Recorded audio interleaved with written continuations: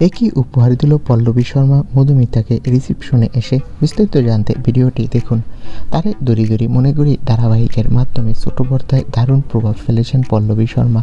এই জনপ্রিয় অভিনেত্রী মধুমিতা সরকারের রিসিপশন পার্টিতে উপস্থিত হয়ে সকলের নজর কাড়েন। তিনি এনেছিলেন বিশেষ উপহার মধুমিতা ও তার স্বামীর জন্য।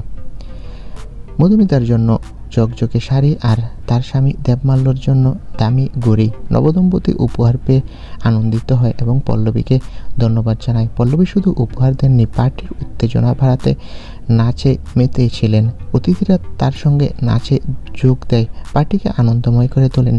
রঙিন আলো সুরের তালে পল্লবীর নাচ পুরো পরিবেশে উজ্জ্বলতা যোগ করে। এরপর অতিথিরা বসে বাঙালি ঐতিহ্য মিশ্রিত মেনুর স্বাদ গ্রহণ করেন।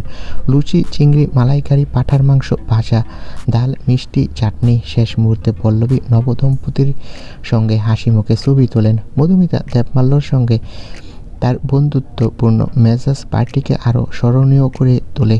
তো বন্ধুরা, এ বিষয়ে তোমাদের মন্তব্য কি? তোমরা কে কে খুশি হয়েছো পল্লবী শর্মা মধুমিতার রিসিপশন পার্টিতে আসায়? কমেন্ট করে জানাও। ধন্যবাদ।